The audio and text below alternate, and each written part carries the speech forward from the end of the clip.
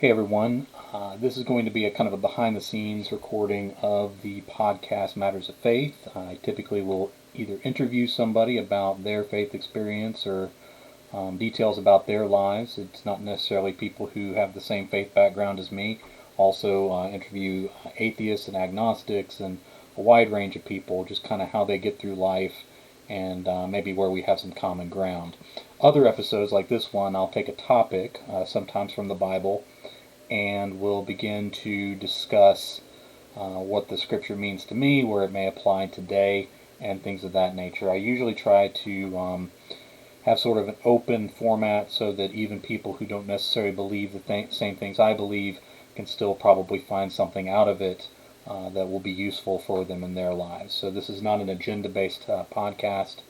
I don't necessarily push my own agenda or thoughts or politics or anything of that nature on the show. Now, of course, when I'm just talking me, it's my ideas, but at the same time, I try to be inclusive with that and not necessarily dismiss thoughts that are different from my own.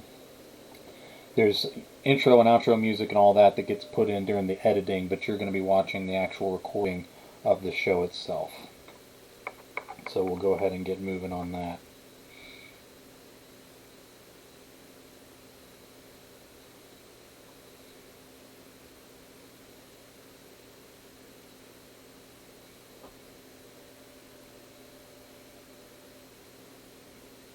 You have found the Matters of Faith podcast on Project Entertainment Network with your host, Jay Wilburn. This is episode 182, and our subject today is unity possible? And maybe we'll be able to answer that question. We're going to be looking at Ephesians Chapter 4, and then we'll break down a few aspects of that. Before you get into that, I will remind everyone that there are advertising opportunities here on the Matters of Faith podcast, as well as all the mini podcasts on Project Entertainment Network. You can contact me directly, or you go through Project Entertainment Network website and contact the owner, Armand Rosamalia, and he can help direct you to various podcasts that may be able to meet your advertising needs. Podcasting is a great place to advertise because the shows are evergreen, and listeners to a new show will very often come in and begin watching a wide range of other shows. So thank you for considering our podcast and podcasting in general for your advertising needs. And now we'll get into the rest of the episode.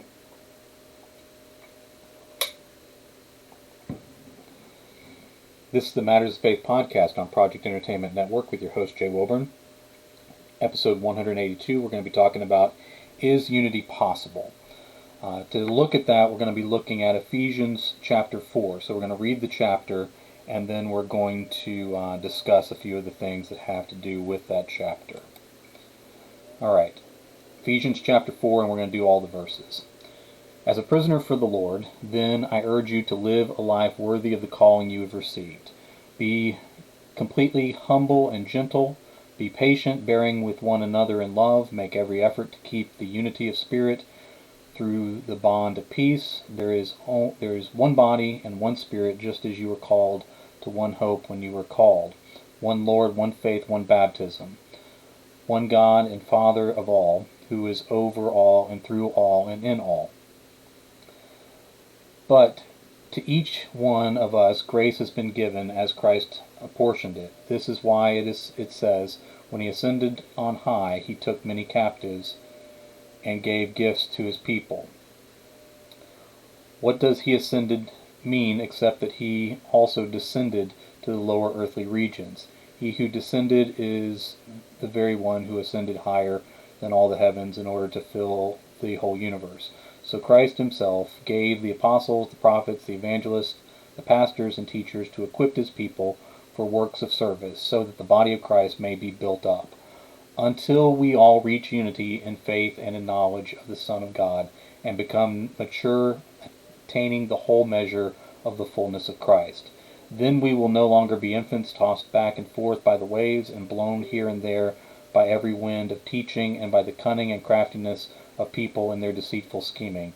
Instead, speaking the truth in love, we will grow to become in every respect mature body of him who is head, that is Christ.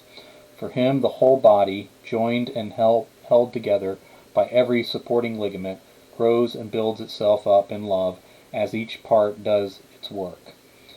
All right, let me scroll down. I'm reading from a computer screen, and those that are watching on video can see that directly.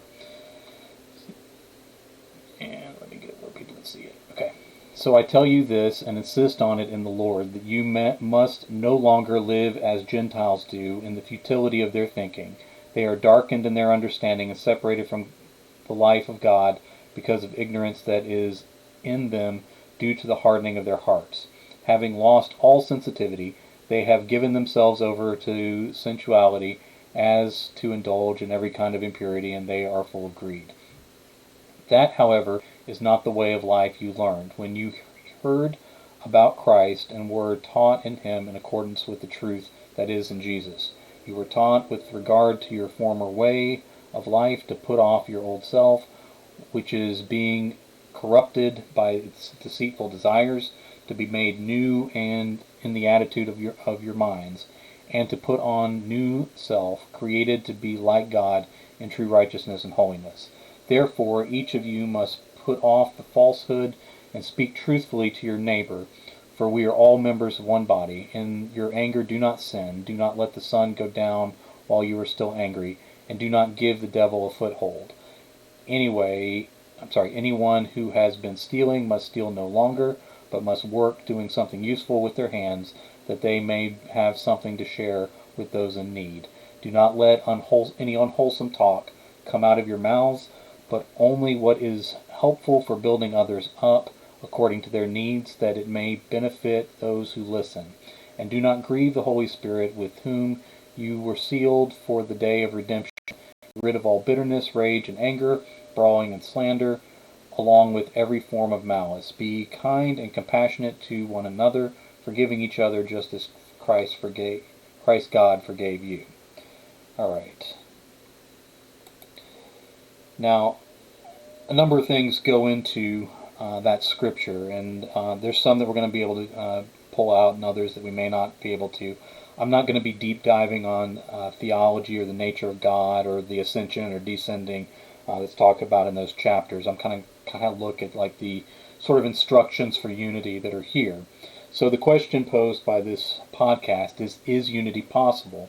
And that's kind of a huge question right now, because we have some divides between us as people that we often define as existential, fundamental disagreements, where many people feel like that the beliefs of others actually are calling for essentially the extinction of their particular group, whether that's a political distinction, whether that's a sexual or gender distinction, whether it's a race distinction. There are many people that feel like modern ideologies and political parties and things of that nature can sometimes be calling for basically the destruction of their rights and even threat to their own lives. And so it's when you get down to that point, there's not much room for building common ground or unity.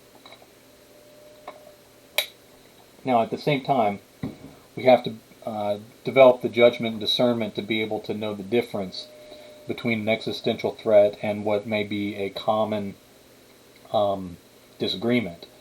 And that can be tough, because even threats that aren't existential, that are just political divisions that you feel like maybe threaten your livelihood, or policies that you feel like could hurt you or your family, either in an abstract way or a way that feels direct, that can feel just as big as life and death to us, especially when when we have things that are out of control, like the elections and things like that. We can go and vote, we can participate, we can campaign for the people that we believe in, but in the end, all of us are going to end up with the same president, all of us are going to end up with the same leaders, regardless of which side we're on. Now, we may be able to influence that to some degree, but in the end, it kind of feels like it's an unknown. We don't know which side is going to win, and often when it's not our side, we feel like it's a huge threat. Now, I don't want to downplay that for people that feel like there are certain policies which do threaten them.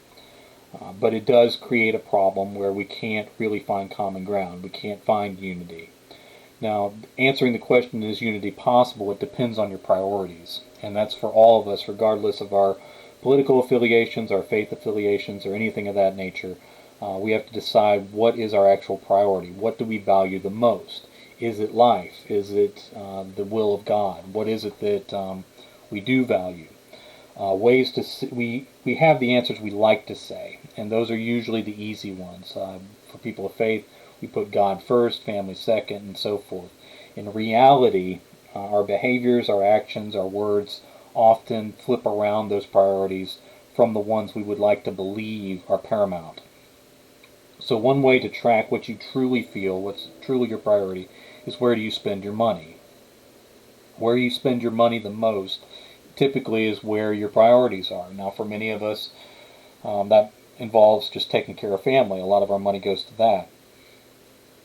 But then, especially when you get down to the negotiables, the things that you spend money on that don't count as a bill, you can see that where you stand in your own priorities, how low your family is, where your discussions about charities or faith or things of that nature, where they actually lie in terms of how much you actually spend on them as opposed to other things. Also, what do you talk and write about the most? With social media, you can kind of scroll through someone's profile and have a pretty good picture of what they actually think and feel. So a person may say that God is important to them, other people are important to them, justice is important to them. But if you see just a string of political posts that don't really talk about policy and more often are attacking one group or another, then you're seeing a different set of priorities, and it's communicating something different. It changes the dialogue, possibly in a direction where what you claim to hold valuable in your soul doesn't actually get projected to the world. There's talk in this passage about a worthy life. So defining what that means can be difficult. A lot of times what we consider our purpose or what we consider important to ourselves in life can be widely different from person to person. So just as kind of an exercise, I want you to imagine that you're at the end of your life now, that you've walked it out. Maybe it's ended too soon. Maybe you have many, many years ahead of you.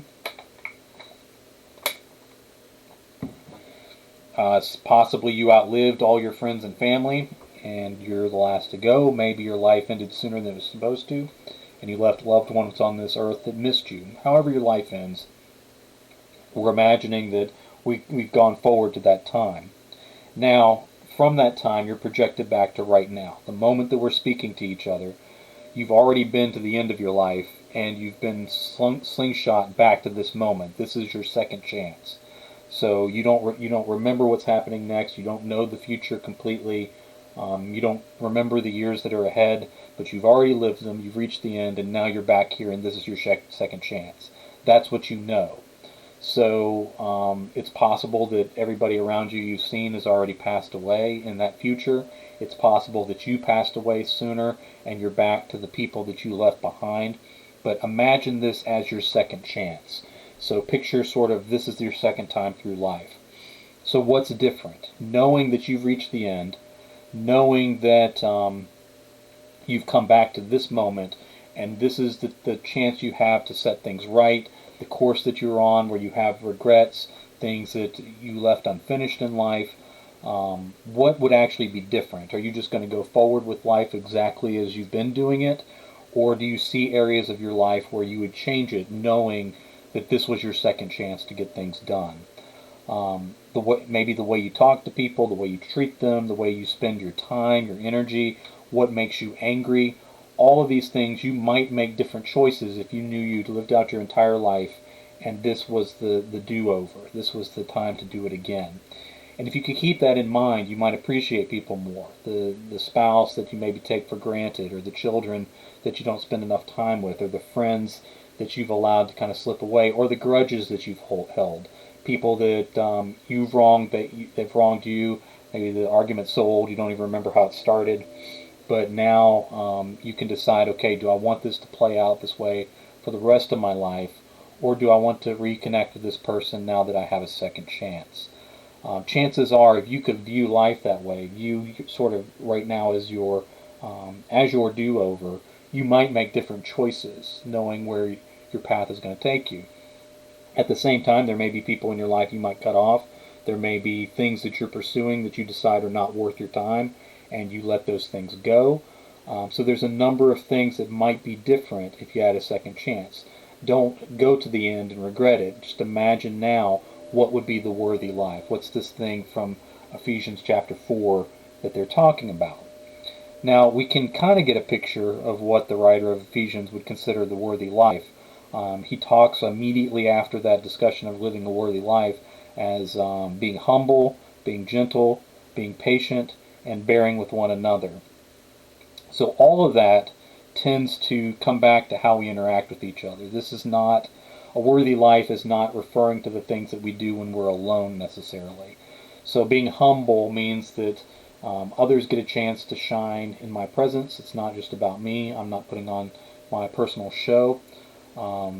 Being gentle has to do with how we treat people. I have the power to do harm, but I've chosen to treat people with gentleness anyway. Patience, it's easy to get upset with ourselves, with others, but by kind of long-suffering the things that might frustrate us, we have a better outcome. And then bearing with one another. So that doesn't indicate that, okay, everybody that I'm dealing with is somebody that I like, somebody that's easy to get along with. It talks about bearing with one another. This is an idea, I think, that involves those people that we do have a little bit of trouble getting along with, that we don't necessarily gel with particularly well. But if we can bear with one another, if we can get past the minor frustrations, we might find common ground, and then our combined efforts might build something worthy, something that we can be proud of at the end of our life. Moving on from there, the chapter talks about equipping and building up, making works of service. So the actions of a person of faith who wants to see unity in the world, the words we use, the actions we make, the behaviors that we repeat that become our habits, if they're worthy, they need to be equipping people, so empowering them to live their best lives, building up our community together, and then serving others through the work that we do. And again, all of those things involve what we do for other people. And if we're living a life like that, that equips others, that builds up the community, that works to serve others, then that would definitely work towards unity. So it's not about me coming to agreement with everybody else, and it's definitely not about me bringing everyone over to my opinion either. It seems to be more about working in a way that benefits everyone around us and our community together, and that tends to be a framework that would logically lead to unity. So kind of turning it back specifically to people of faith, maybe people who believe the way I do about God, are we doing that as people of faith and a body of believers now, in this time, in 2020? Like when people think of the church, when they think of Christians, when they think of people of faith from whatever faith communities, are they thinking about people that are equipping us, that are building us up, that are working to serve us as people? I'm not sure.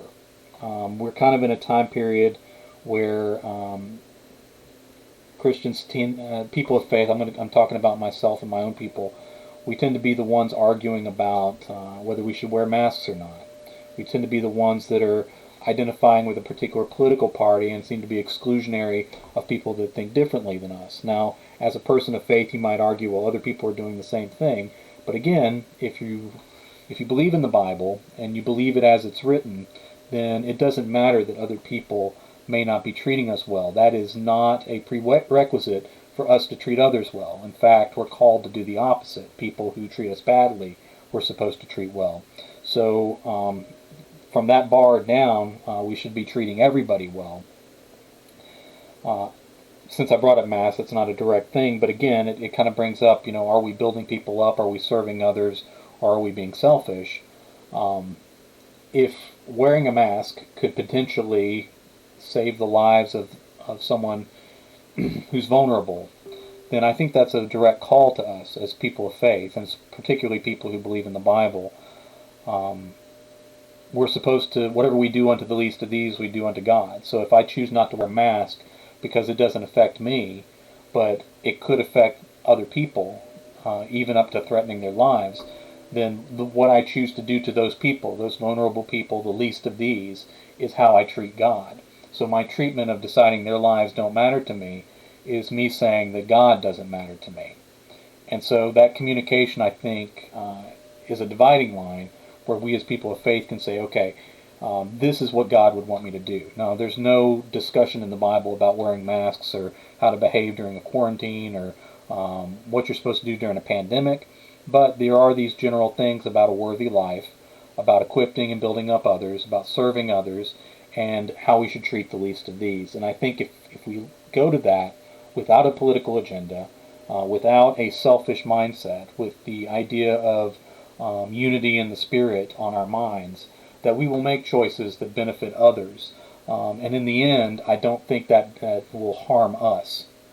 I don't think making the choices that make others safer, that builds up others, that serves others, is going to lessen us as people. And in fact, I think as people of faith, it will actually build us up and get our priorities straight.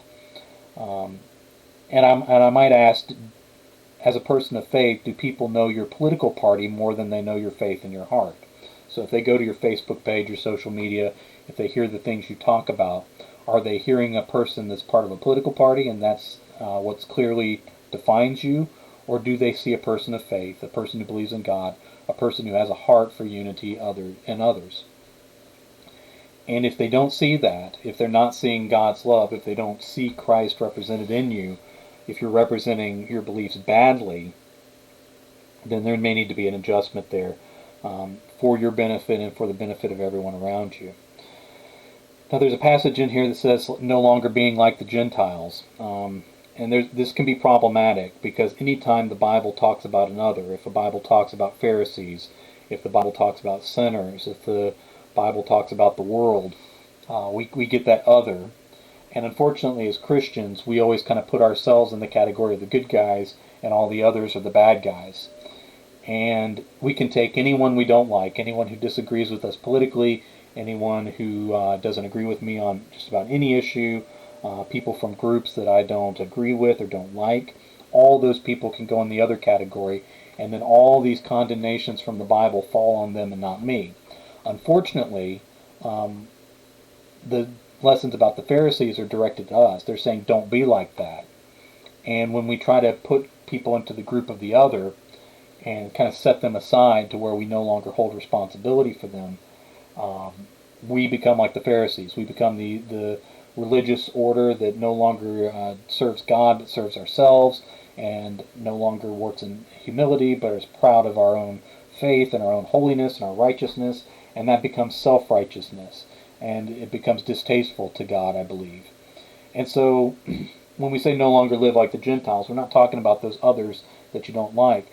God's talking to us about don't be the bad guy. Don't be the one that drags everyone down.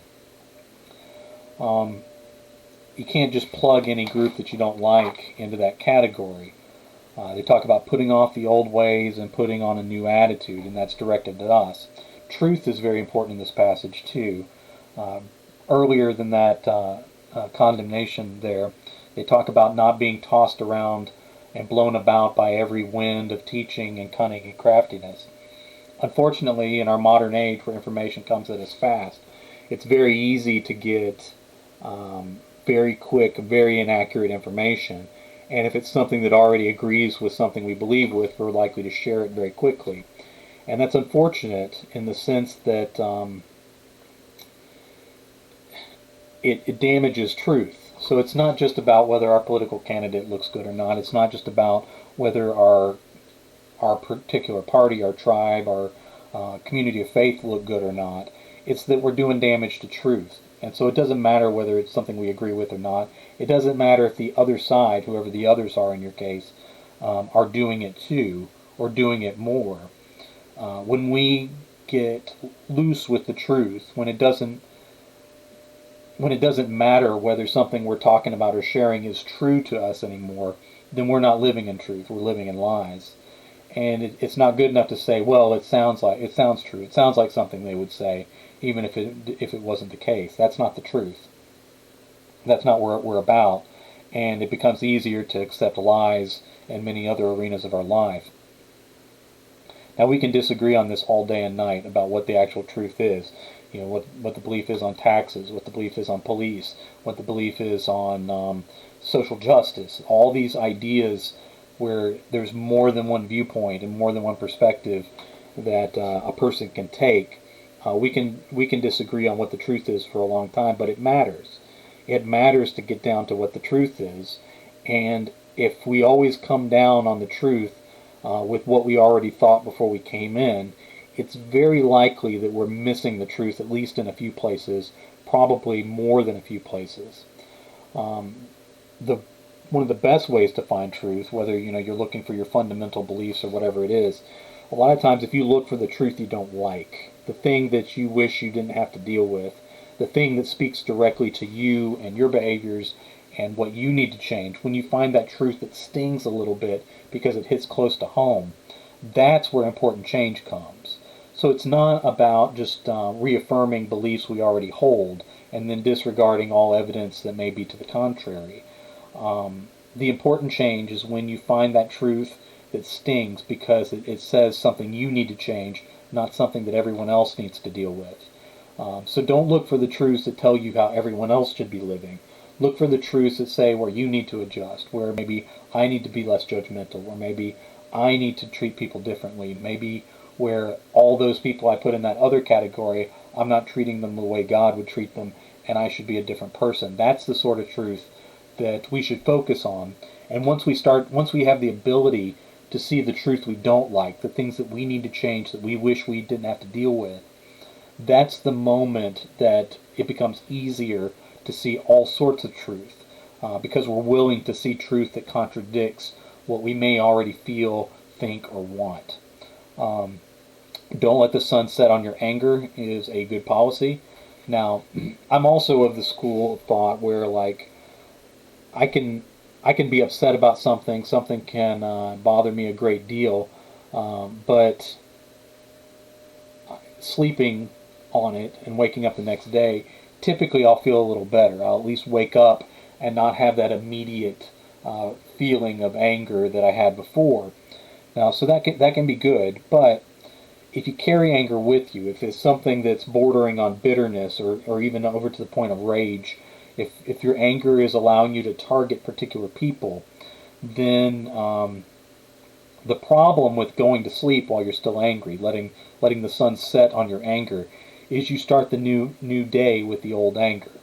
And that is particularly problematic because then it becomes a habit. I go to sleep angry, I wake up angry. I go through my week angry, I go into my weekend angry. I come out of my weekend angry and exhausted, I go into my week angry and exhausted, and I compound that anger. So it's not just that I have to deal with the things that are driving me crazy today. I've brought yesterday and last week and last month and the entire year's worth of crazy and angry and vengeful with me, and so it's just piling up on top of itself in my heart, and I can't ever get around it. It defines your life at that point. So you want to free yourself so that a new day is actually new, that your fresh start is actually a fresh start. So even the things that drive you absolutely insane with anger, you have to find a way, whether it's through God or whatever methods you have, to set that anger aside. Not to set justice aside, not that idea that, okay, this thing that made me angry, it's unjust, it's hurting people, but I'm just going to set it aside, move on, and pretend like it's not there. I don't think that's what we're talking about. We're talking about that rage that you hold personally that's not actually fixing anything. It may motivate you to know that change is necessary, but by holding it within yourself, you're becoming a useless tool to your own cause. You're so poisoned by it that you can't think rationally, you can't make forward progress. It's eating you up, stealing your health, stealing your energy, and you have less to give to this fight for justice that you want. Anger by itself is not a sin. It's not something that is automatically wrong. But carrying it with you while it destroys you, while it destroys others, that's useless anger at that point. And the key to it seems to be not letting the sun set on it, being able to set it aside when it's time to rest. Because if you never rest, if you never get free of it, then it owns you. You're captive to anger than you are free to fight your causes and stuff. So there has to be a way to still be as motivated to do what's right as you were when you were angry, but to be able to let that anger go so that you have the power to think rationally, to make strategic moves, to make progress towards the good you want to see in the world. Unwholesome talk, but not allowing unwholesome talk into your speech, but only that which is helpful and builds up those who listen. Now, I think this is not just cussing. I know that when I was in church, that's kind of the thing that we focused on whenever it talked about your tongue, or whenever it talked about using the Lord's name in vain and all that. Cussing would be the very lowest level of interpretation for that. Unwholesome talk is defined by how it impacts others. So it's not just that you're saying bad words, or it's that you're being angry, or that you're being spiteful, or bitter, or whatever, gossipy, or whatever it is. It's not just that. It's the dividing line is it helpful to others, or does it build up those that listen? If it's unhelpful and it doesn't build up those who listen, then you have a problem. The benefit is to the listener. So the definition of unwholesome talk is how it impacts the listener, not how it impacts you. It's not how you feel about what you say. We can say all kinds of awful things to people who get on our nerves and feel pretty good about it when we're done. Like feel this righteous rage that we were able to just tear that person up. But that, from this passage and from this definition, that is not wholesome. That's not good. It does not help, and it does not build up the listener. So how does that person feel? If the people listening are torn down, you failed in the eyes of God, according to this scripture. The idea is that when we speak to somebody else, how it impacts the listener is what matters. And in that way, sometimes it's better to stay silent. And that's not to say that you ignore injustice in the world and that sort of thing, because that's being afraid to tell somebody of power something they need to hear. But that idea that, like, okay, if I let all my feelings out on this, if I explode on this person, whether it's someone I know personally or just a stranger that's standing in for everybody who's ever annoyed me with this topic, then I'm doing more harm than good. And it becomes significant then that we change the way we speak to one another based on how it impacts them. It may be better for me to be silent than to express my darkest anger at somebody else. And by being silent, I'm more likely to find a solution. I'm more likely to find healing. I'm more likely to find unity. Just not that I have to keep my mouth shut all the time, but in a moment where I'm not going to be able to control what I'm saying, it's better to be silent because the listener matters. The target of my words matter to God. And that is his line of what is wholesome and not. That is his line of who serves him and who doesn't by how we treat other people. And it's the difference between the unity and peace that God wants for us in our community and the sort of division and selfishness that we might tend towards. Get rid of bitterness, rage, anger, brawling, slander, and every form of malice. So all this unwholesome talk, all this lack of unity, the idea of moving away from truth, living lives that are not worthy or not equipping others or serving them. All of these things lead to the opposite of unity: bitterness, rage, anger, brawling, slander, and every form of malice. These are the opposites of unity, and this is what we get with our current dialogue, our current attitudes, and the way that we operate both as people of faith and then just members of a community more broadly.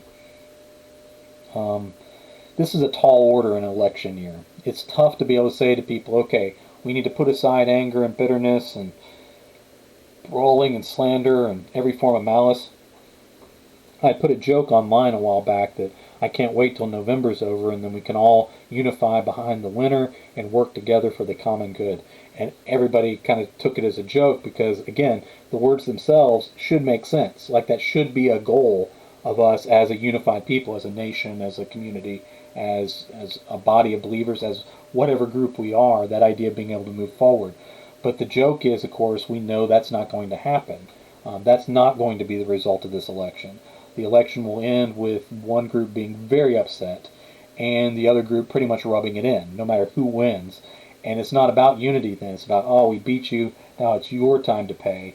Or, see, I told you, nobody wants your way of thinking, and this puts you in your place, and now you're going to pay. And all of that is bad. That should not be the result of anything. If the candidate you care about wins the election, others shouldn't be hurt by that. That should be, if you think they're the greatest person and that they're going to do the best for the country, then that should be good for everybody. It shouldn't be a thing that you could rub in someone's face because it's going to be great. Rub it in someone's face. Oh, we're going to have some problems solved now. Now you'll see. Now you'll get it. That tends to be a problem. So how is it even possible? I see a lot of people posting in the election, but I see fewer and fewer people actually espousing the benefits of their ideology. So again, we'll talk about like particular policy or things of that nature, but the conversation almost always falls to why the other person's evil, why they're not sufficient, and very rarely talks about the attributes, the positive attributes of the person you're supporting. It comes down to like their greatest attribute, no matter which party you're in, tends to be that they're not the other person, that they're not the other party. And that doesn't define anything, in my opinion. I think if you really believe in your candidate, you should be able to say some positive things about them. So again, you can talk about the negatives and the differences and things of that nature, but at some point, if you truly believe in something, you should be able to talk about how positive it is. And if both parties were doing that, if they truly believed in their person to that extent, you would be having a competition about who's actually the best instead of who's the least worst, which is kind of where we are in our politics over the last few cycles. So I see a lot of people tearing down the candidate without selling their own candidate's attributes. So if you believe in who you support, talk about what makes them a positive choice. If you can't do that, you might need to question your own belief. Like where's the breakdown there then? What is the thing about your candidate that you don't like? And if it's that, well, they weren't my first choice, or I only have two choices and both are terrible, but this one's more terrible, so I'm going to say I want to take the least terrible one, that's not inspiring. That is not unifying. That is not going to bring people to your cause. That's not going to make people go out and vote in the rain or the cold. So I think it's significant that if you want to be unified, and you also want to fight for the causes you believe in politically or in any other arena, you've got to find the positive and the inspirational. And if you can focus on that, that's the winning strategy. Now again, in this discussion about faith, it's not even about who wins or loses. As a person of faith, whoever becomes the president, even if it's the opposite of the person that I want, or whoever wins a particular struggle, even if it's the opposite of the outcome that I want, as a person of faith, I should still be able to trust in God, and I should still be, my number one priority shouldn't change, which is bringing people to faith, bringing the love of God to others. At some point, that higher cause should survive any election, any disaster, any turn of events, even if they're the complete opposite of what I want. What's going on in the world, while I should be engaged and should be fighting for justice and protecting others and all the things that a Christian would do under the eyes of God, a person of faith, of any faith, at some point that has to be bigger than all these moments where we are accomplishing the things that we set out to accomplish, or at least we're trying for them, even if we can't get there. Unity should be a priority for us as individuals, and that priority should be higher than our own individual aspirations as people of faith. Now, I'm not asking anyone to give up anything they care about, but I am telling you that there needs to be a priority higher than winning when it comes to earthly contests. And you can still push for what you think is right, what you believe is truth, but still seek unity with those who you don't agree with, whether they win or lose in these temporary contests that take place in the world. People have already heard the negative, so everything negative you have to say about the other side or the other candidate, it's been heard. People are numb to it now. and no one else is being convinced by that approach. You're not bringing anyone else to your side by the same drone of negativity that they've already heard. Everyone who hates one side or the other is there. They are at their maximum level of hate, and there's no more hate to be had. What we don't have is the inspiration, the positivity, the motivation to go out for something that's better and to believe, oh, this is better. And regardless of what's going on among the others, I do believe this is good and it's good for everybody, and I can sell the positive on this going forward. It's harder to sell what you don't love yourself. So if you don't truly love the side that you're going for, if it's just about the other side losing, that's a hard sell. Hard for yourself and hard for other people. The passage closes off with the instructions to be kind, compassionate to one another, forgiving each other, just as you've been forgiven. And I think that's the bottom line. I think that gets to the core of it. If I can go forward with whatever I'm fighting for, whatever I'm believing in, and I can still find a way to be kind, then there's some great power in that. If I can be angry about what's wrong with the world, not let the sun go down on that anger, wake up the next day to fight for what I think is right, but still have the capacity to show kindness, there is incredible inspiration and power behind that. There's incredible potential for change. Being compassionate to other people is taking all the things that makes them different, all the things that push us apart and divide us, and as an individual be able to take that mantle off of them just to be able to show them compassion as a human being. That is very convincing. That, even with a person that's bitter and angry and all those things, that display is hard to argue against. It's hard to be the angry, bitter person full of malice, person that doesn't care about others, and have someone else show compassion in the midst of your attacks. It's very difficult to make that person look bad.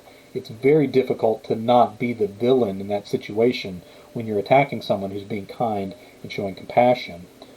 And then being able to forgive. And that may be an art that is very difficult for many of us, and a lost art.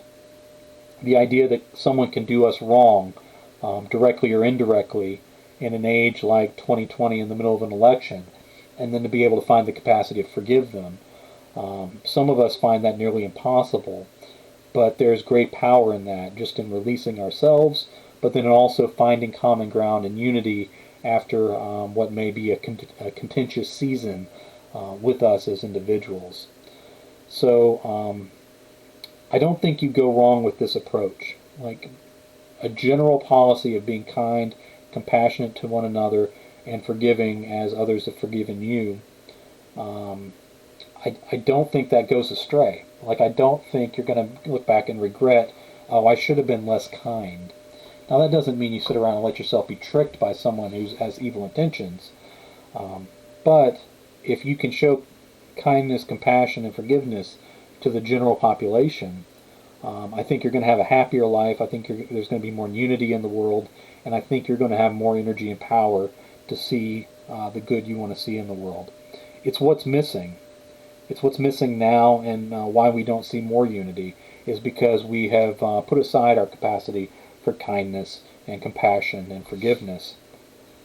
So people of faith, I think we need to show it more to those we don't agree with. If we're a person that believes in God, we need to rise above the conflicts that we have with others and show this kindness, compassion, and forgiveness. Those who hate us, as people of faith, we need to be still pushing to show kindness, compassion, and forgiveness. And those outside our community, I think we need to do a far better job of showing kindness, compassion, and forgiveness. And I think if there's a modern failing to Christianity that I would most like to see changed, it's our capacity to show the kindness and compassion, especially to people who have not experienced that from the church, people who've only experienced condemnation. I think we as people of faith need to do a better job of showing what we claim to believe, that God is love, that as a community we are called to be kind and compassionate and build up others, and that we should care how it impacts our listeners. So if I'm railing about the LGBT community, or I'm going off about people who have a different political belief than me, those among those communities who listen to me, I am not building them up. I am not showing them compassion or kindness, and in that way I am not aligned with God. So my words need to show that I care about you despite our differences, and I accept you as a child of God under one God, one faith, one baptism, one Spirit, however you want to say that. And I think if we had the capacity to do that, there would be more unity in the world, and we would represent our points of view far better. Thank you for listening in. I hope some of this has been useful, and I look forward to talking to you again next week. All right, that's it for the podcast. Again, that gets edited and the music put in and all that.